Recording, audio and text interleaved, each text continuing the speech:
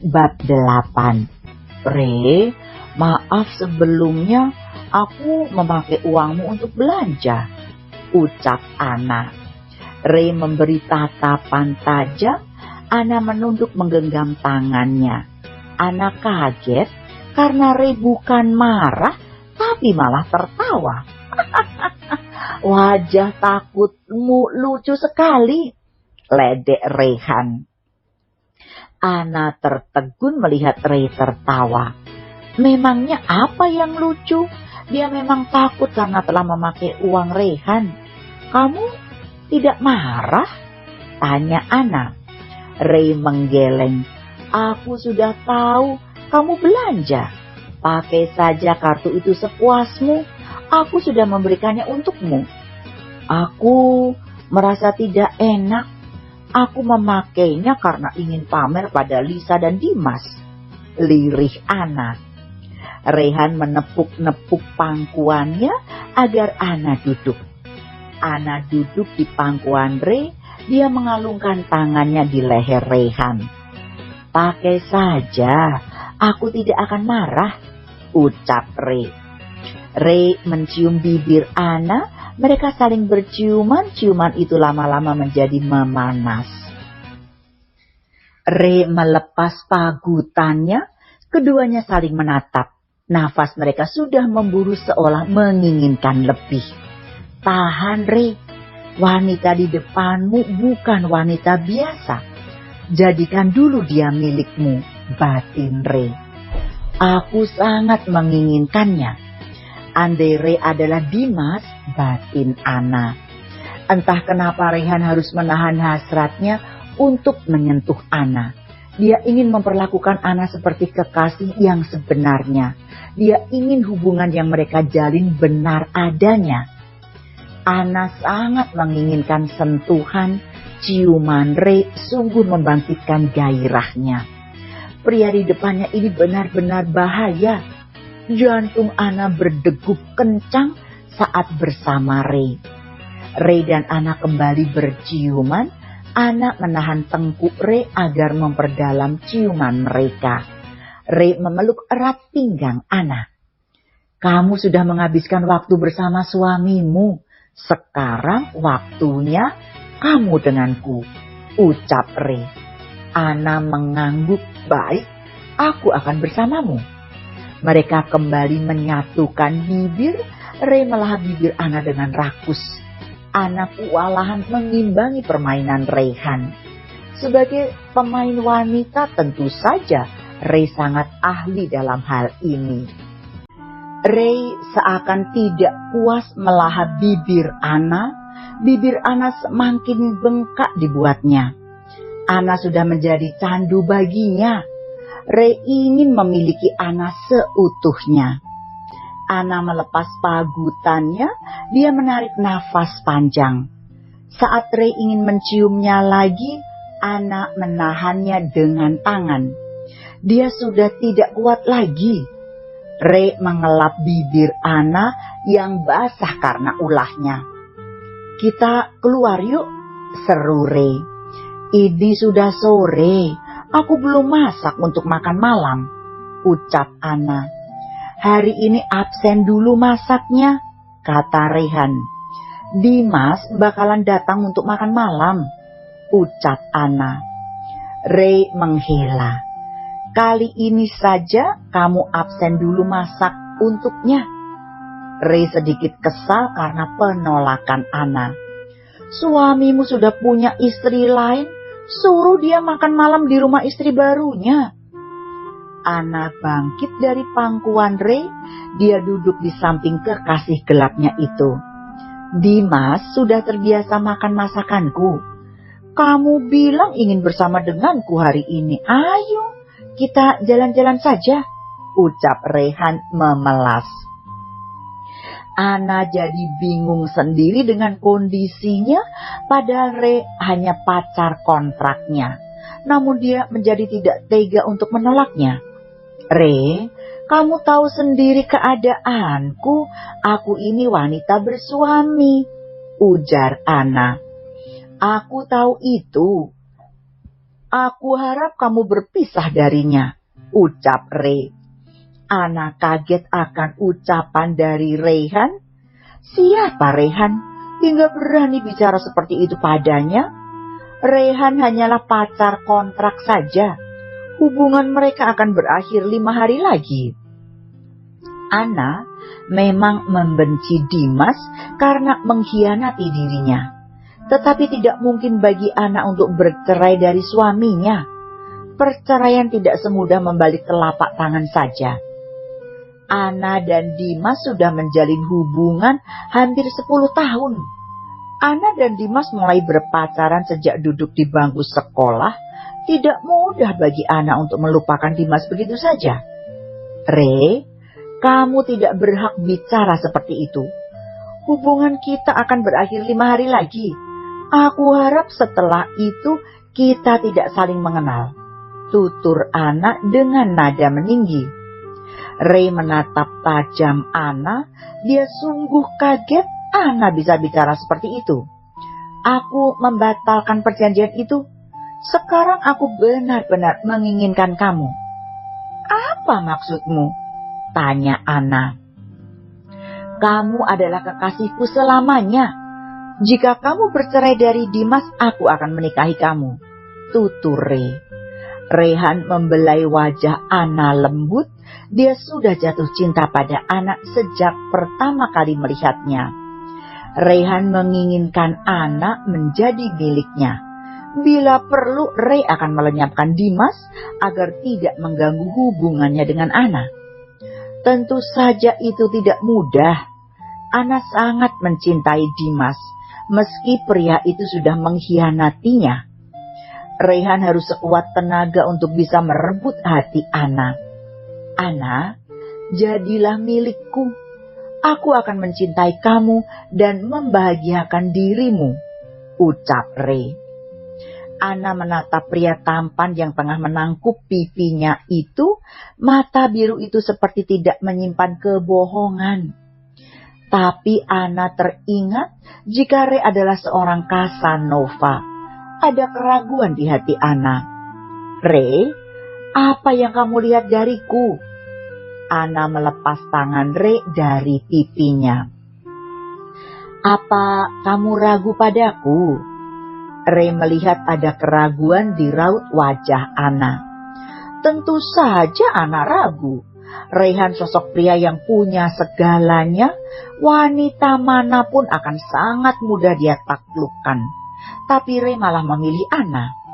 Ray, wanita banyak yang menginginkan kamu. Lalu, kenapa kamu malah ingin bersamaku? Tanya Ana. Ray tersenyum.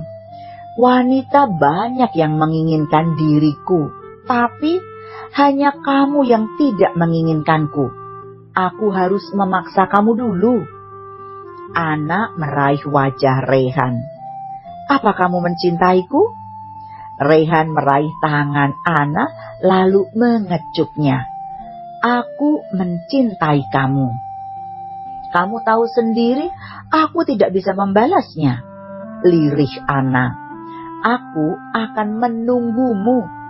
Aku menunggu hingga pintu hatimu terbuka untukku, ucap Ray. Rayhan?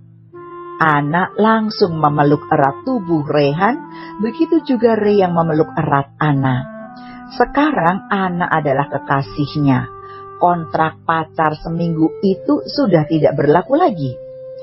Aku akan pulang dulu. Selepas makan malam kita pergi bersama, ucap Ray.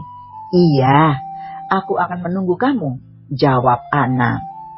Ray mengecup kening Ana. Dia lalu keluar dari rumah dan masuk ke dalam mobil. Ray akan datang lagi saat Dimas sudah makan malam di rumah Ana. Dimas dan Lisa sudah sampai di rumah. Lisa marah kepada Dimas yang tidak membela dirinya. Dia memasang wajah masam. Dimas menghela, tidak tahu harus membujuk Lisa dengan apa. Lisa, jangan cemberut seperti itu. Aku tidak membelamu karena kamu juga salah. Tidak seharusnya kamu mengatakan anak itu mandul, tutur Dimas. Mas, anak itu sudah melukai diriku. Kamu bahkan tidak menyuruhnya untuk minta maaf. Kamu bilang mencintai diriku, ucap Lisa kesal. Aku memang mencintai kamu, tapi aku juga mencintai Anna. Kamu sudah tahu kalau aku sudah memiliki istri sebelumnya, kata Dimas. Sebelum menjalin hubungan serius dengan Lisa, Dimas sudah memberitahu yang sejujurnya bahwa dirinya sudah memiliki istri. Karena rasa cintanya itu, Lisa menerima Dimas apa adanya. Sedikit-sedikit Lisa mulai menggeser posisi Anna. Bahkan sekarang Lisa sudah mendominasi Dimas sepenuhnya. Dimas hanya membutuhkan Anna untuk mengisi perutnya. Selain itu Dimas lebih membutuhkan dirinya. Mas, aku ingin Anna meminta maaf padaku. Aku tidak mau tahu bagaimana caranya. Yang jelas, aku mau Anna minta maaf padaku, tutur Lisa. Dimas terduduk mendengarnya. Bagaimana mungkin dia meminta Anna untuk minta maaf pada Lisa? Yang ada malah Lisa yang nantinya terluka lagi. Lis, aku tidak bisa. Lupakan saja semua ini. Aku tidak mau kamu terluka, sayang, ucap Dimas lembut. Lisa bersedekap dada dan memalingkan wajahnya. Tidak bisa, aku mau Anna meminta maaf padaku. Baiklah, kita ke rumah Anna sekarang. Sekalian kita makan malam di sana, kata Dimas. Lisa tersenyum puas, Dimas menuruti keinginannya. Lisa sudah merencanakan sesuatu untuk membalas Anna. Dia akan membuat Dimas sendiri yang akan membalaskan sakit hatinya pada Anna. Lisa dan Dimas bersiap-siap untuk ke rumah Anna. Dimas hanya pasrah saja dengan apa yang akan terjadi nanti. Yang pasti, dia akan melindungi Lisa dari Anna. Dimas tidak mau terjadi apa-apa dengan kandungan Lisa nantinya. Meski nanti sikapnya itu akan menyakiti hati Anna. Dimas hanya memikirkan calon anaknya saja yang dikandung oleh Lisa. Lisa dan Dimas masuk ke dalam mobil. Dimas menyalakan mesin lalu menjalankannya menuju ke rumah Anna. Anna tengah berkutat dengan bahan dan alat-alat dapur. Dia memasak dengan hati yang bahagia. Bukan karena Dimas yang akan datang, tetapi karena ungkapan hati Reyhan yang membuatnya berbunga-bunga. Reyhan sudah menjadi kekasih gelapnya. Entah mengapa Anna begitu bahagia. Anna seperti jatuh cinta lagi untuk pertama kalinya. Anna telah selesai memasak. Dia melainkan makanan untuk Reyhan. Kekasihnya itu belum pernah mencicipi masakan yang Anna buat. Anna lalu menata makanan untuk Dimas. Sebentar lagi suaminya itu akan segera datang untuk makan malam. Dimas dan Lisa telah sampai di depan rumah istri pertama. Dimas menekan tombol bel agar Anna membuka pintu untuknya. Anna yang mendengar bel berbunyi segera menuju pintu luar. Anna memutar kunci dan menarik gagang pintu. Dia menghela nafas saat Lisa sudah datang. Dimas dan Lisa langsung saja masuk ke dalam rumah. Anna kesal akan sikap Dimas kali ini. Lagi-lagi Dimas membawa Lisa ke rumahnya. Sudah tahu kalau Anna sangat membenci Lisa, tapi Dimas seolah tidak mengerti. Dimas memperhatikan bibir Anna yang sedikit bengkak. Dia lalu mendekat dan mengusap bibir istrinya itu. Anna mendelik. Tiba-tiba saja Dimas menyentuh bibirnya. Bibirmu kenapa? Sampai bengkak begitu? Tanya Dimas. Bibir Anna memang bengkak karena ciuman dari Ray. Bahkan ada bekas sedikit luka karena Ray menggigit kecil bibir Anna. Digigit serangga saat aku memetik bunga di taman, jawab Anna. Lisa tertawa kecil. Dimas bahkan mencium bibirku setiap hari, tapi kamu malah dicium serangga. Ana bersedekap dada dan terkekeh kecil. Kamu tidak tahu saja, serangga itu bahkan lebih menggoda dari Dimas. Dimas mencerna kata-kata dari Ana. Maksudmu? Ana mengendikkan bahu. Lupakan saja. Kalian ingin makan malam kan? Aku sudah menyiapkan semuanya. Dimas dan Lisa melangkah menuju ruang makan. Ana sudah memasak makanan yang sangat spesial. Ana memasak itu semua karena ingin makan malam bersama Raihan. Ana mengambil satu piring lagi untuk Lisa. Dimas menarik kursi lalu duduk. Lisa meneguk ludahnya karena melihat masakan Ana yang terlihat menggiurkan.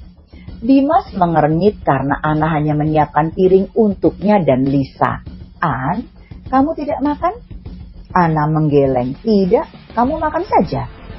Lisa makan dengan lahapnya. Masakan Ana memang sangat lezat. Begitu juga dengan Dimas. Ana meninggalkan mereka berdua di ruang makan. Dia bermain ponsel di ruang TV. Dimas dan Lisa telah selesai makan malam. Lisa menyusul Ana yang berada di ruang TV. Lisa mulai melancarkan aksinya untuk balas dendam. Kamu itu memang cocok jadi tukang masak. Masakan kamu sangat enak, kata Lisa yang setengah memuji dan setengah mengejek. Ana berusaha untuk bersabar. Apa maksudmu? Lisa tersenyum sinis. Kamu itu sadar tidak sih? Dimas hanya memperlakukan kamu sebagai koki saja. Kamu itu hanya dia perlukan untuk mengisi perutnya saja. Ucapan dari Lisa benar adanya. Karena berbulan-bulan memang seperti itulah Dimas memperlakukan dirinya.